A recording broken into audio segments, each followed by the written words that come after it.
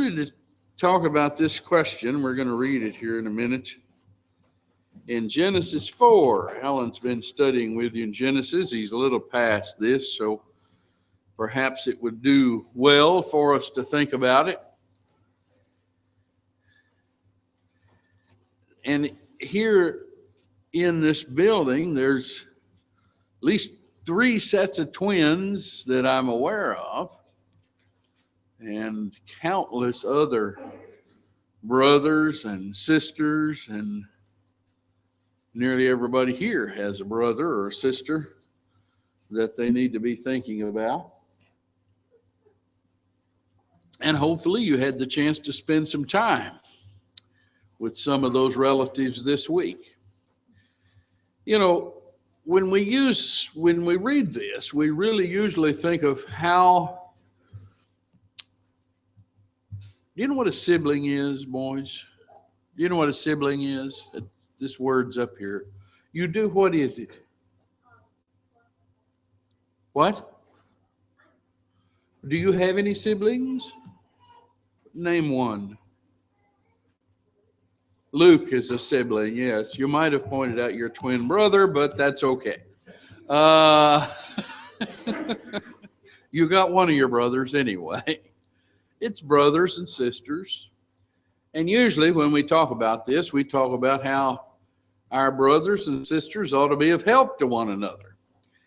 And today I've studied this in the past in various different levels, but today I want to look at some examples from the scripture rather than precepts about what the Bible says. I want to show you some examples. And you need to understand there's a whole lot more to this particular story than just, it's not nice to kill each other, which I think 1 or 2 of you have tried a time or two, or at least it seemed like you were when you had a fuss or a fight or a disagreement or was yelling and hollering and threatening one another. But there's more to it than that. Let's read Genesis 4 and the first 11 verses. The man knew Eve, his wife, and she conceived and bare Cain and said, I have gotten a man with the help of Jehovah. And again she bare his brother Abel. Abel was a keeper of sheep, but Cain was a tiller of the ground. And in process of time it came to pass that Cain brought of the fruit of the ground an offering unto Jehovah. And Abel he also brought of the firstlings of his flock, and of the fat thereof. And Jehovah had respect unto Abel and to his offering, but unto Cain and to his offering he had not respect. And Cain was very wroth, and his countenance fell. And Jehovah said unto Cain, why art thou wroth, and why is thy countenance fallen? Do you know what a countenance is? I keep reading out of the King James. I should have put this in another version. What's a countenance? Don't all of you answer at once. Obviously, I needed to ask this question. We'll move to the second row and see if your older brothers and sisters know. Yes, what's a countenance?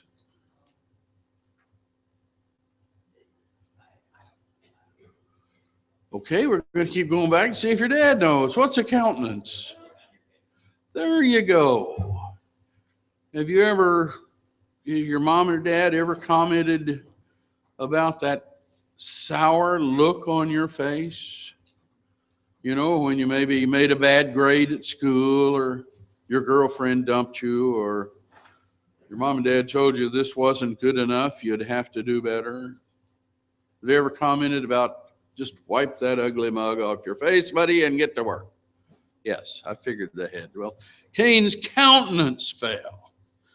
And Jehovah said, why art thou wroth, and why is thy countenance fallen? If thou doest well, shall it not be lifted up? And if thou doest not well, sin coucheth at the door. And unto thee shall be its desire, but do thou rule over it. And Cain told Abel his brother, and it came to pass when they were in the field, that Cain rose up against Abel, his brother, and slew him. And Jehovah said unto Cain, Where is Abel thy brother? And he said, I know not. Am I my brother's keeper? And he said, What hast thou done? The voice of thy brother's blood crieth unto me from the ground.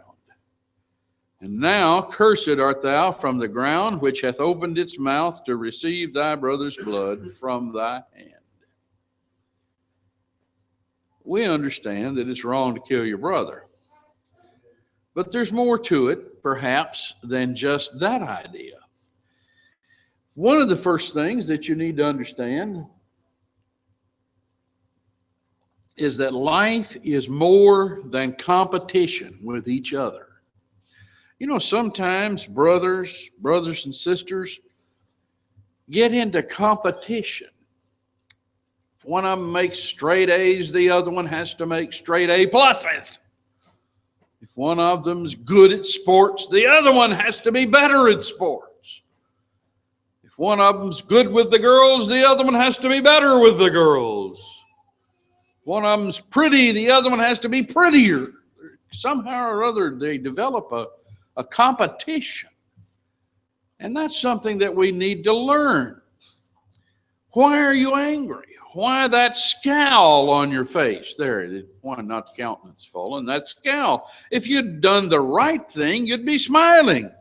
Because you've done evil, sin is crouching at your door. It wants to rule you. But you must overcome it. Life's more than competition.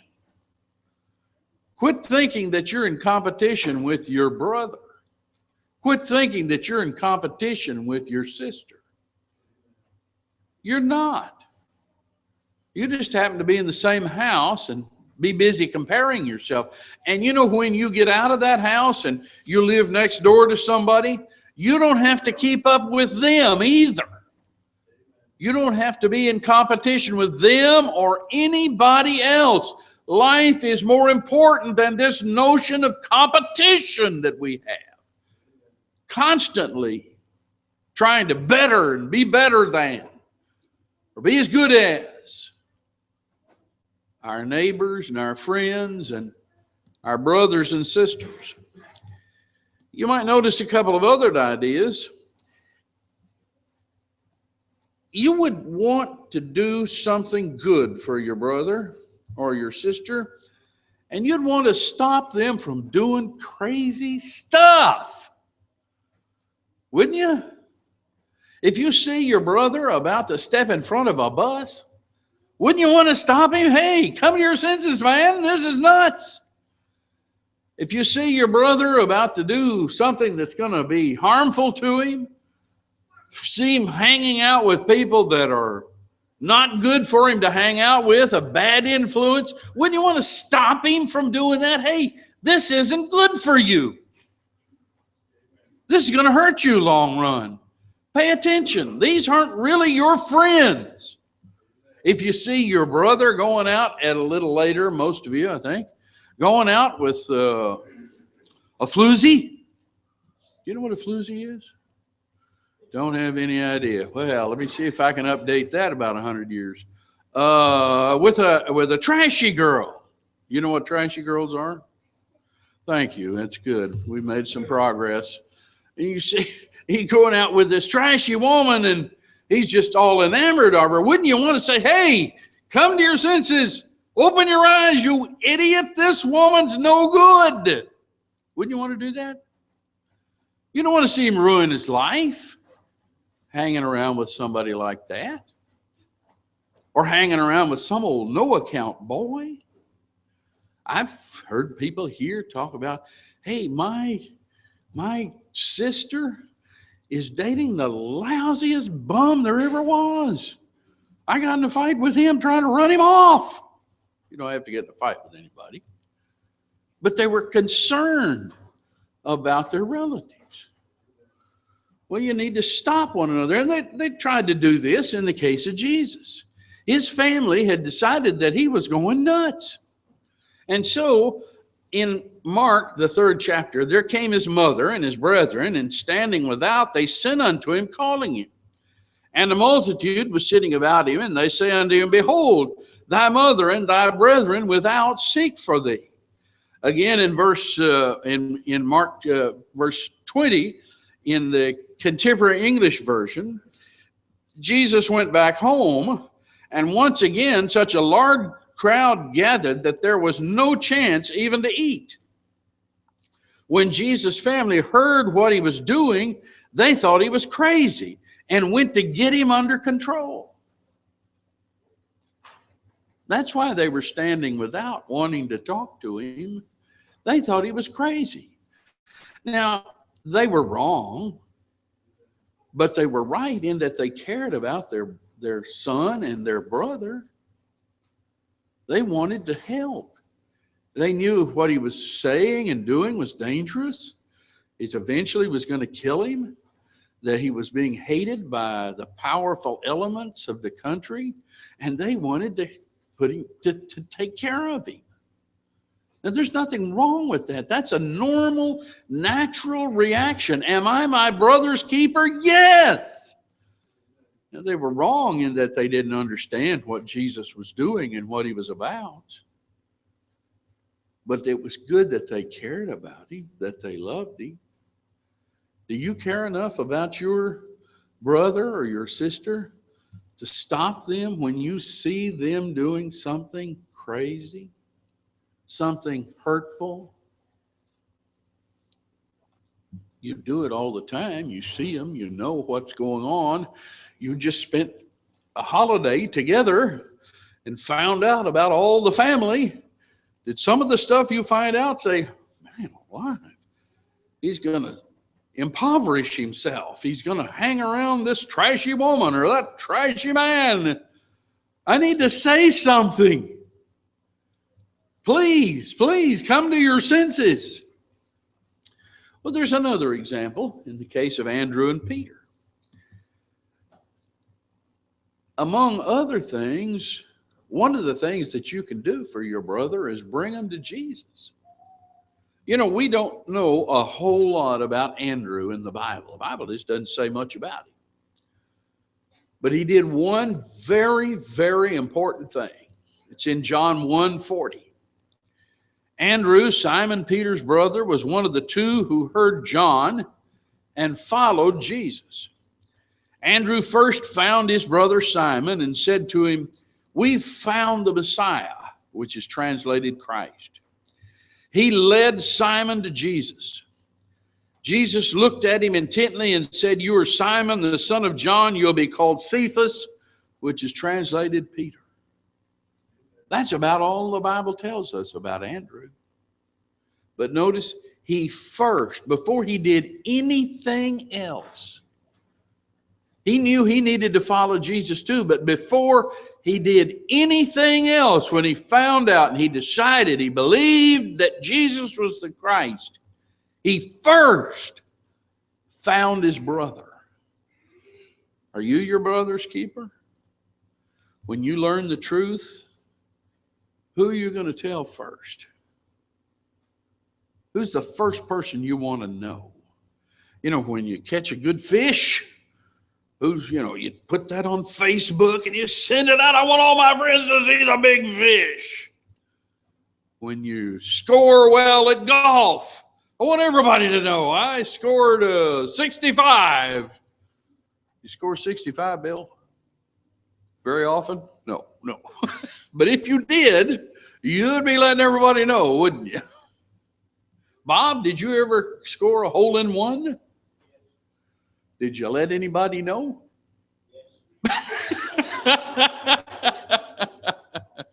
Of course. You want everybody to know. Well, here's something wonderful. He had found the Lord. The first person he wanted to tell anything to was his brother. You know, you need to do that in life too. As you learn the truth, or as you see your brother stepping away from the truth, you want him back. Say, hey, wait a minute. This is wrong direction. We need to get back in the direction we need to go. You're wandering off. Now, there's nothing wrong with that. That's part of, am I my brother's keeper? It's not just about not killing one another. There's a little bit more to it. But there's another good example. In your life, you and your brother or sister are going to have a lot of fusses and disagreements. Some of them are going to be serious. You're going to really get mad and fuss about this, that, and the other. Some of it will involve money. Some of it will involve mom loved you more. A lot of goofy things. One of the things you need to do is, you're going to see your brother do some of the dumbest things in the world. Maybe some of them be sinful things. That's what happened in Luke 15. The younger brother, he demanded all of his inheritance early. He wanted it early. His brother got the majority of the inheritance, but he had some too. And he said, I want what's coming to me. Well, that right away is a little pushy. And so, okay, you got Dad's money before he was through using it, and you traipsed off over to another place. You didn't want to be around us, so you had to run off to the big city. And he spent all of his money. He wasted it like a fool. And he sinned.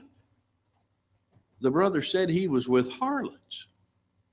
And so he just led a terrible life. Just an embarrassment to even say I'm related to him. Then the older son became angry. His father, he came back. The younger son came back. You know the story. And lo and behold, there he was. He was humble. He had made a mess of things. He admitted it. And his father took him back and threw him a party. The older son became angry and wouldn't go into the house. So his father came out and began to plead with him. But he answered and said, Father, listen, all these years I've worked like a slave for you. I've never disobeyed a command of yours, yet you've never given me so much as a young goat so that I could celebrate with my friends. But this son of yours spent your money on prostitutes, and when he came back, you killed a fatted calf for him.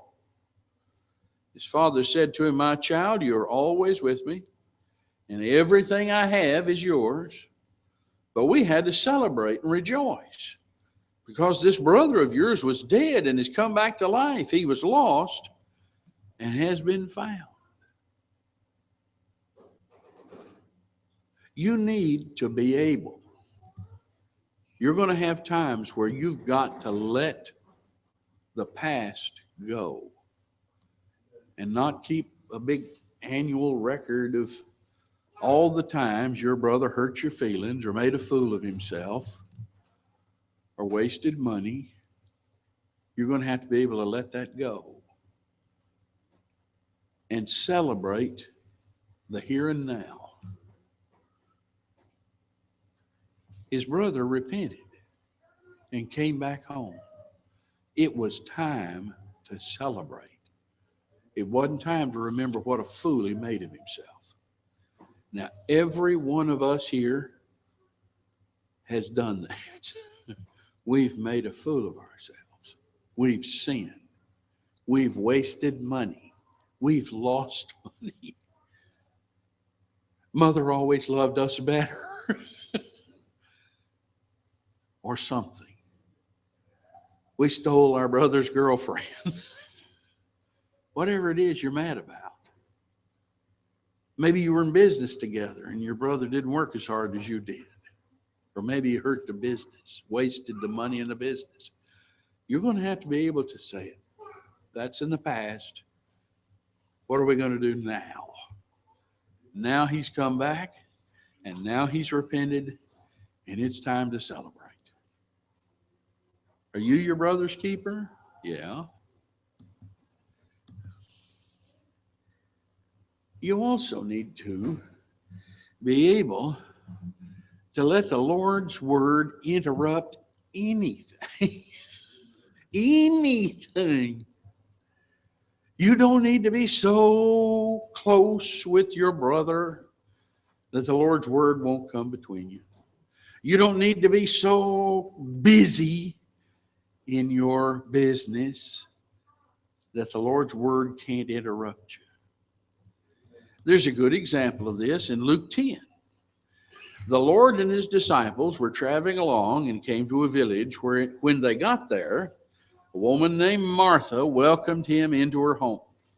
She had a sister named Mary who sat down in front of the Lord and was listening to what he said. Martha was worried about all that had to be done. She was trying to fix a meal for a bunch of men. There were at least 12 or 13 or 14, 15 men there. She was trying to feed all that herd. Finally, she went to Jesus and said, Lord, doesn't it bother you that my sister has left me to do all the work by myself? Tell her to come and help me. The Lord answered, Martha, Martha, you are worried and upset about so many things, but only one thing is necessary. Mary has chosen what is best, and it will not be taken away from her. Now, every now and then I have to sit down with my wife, some of your grandmothers, and say, look, I know all the kids are coming home. I know all the grandchildren will be here. But you're driving yourself nuts. There's no reason for that. We'll be fine if you just flat bologna on the table and some sliced bread and mayonnaise, and they'll eat us out of house and home no matter what. But we'll get to visit, and it'll be all right.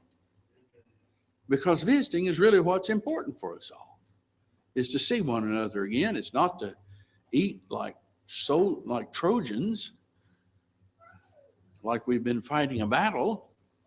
It's just to visit with one another.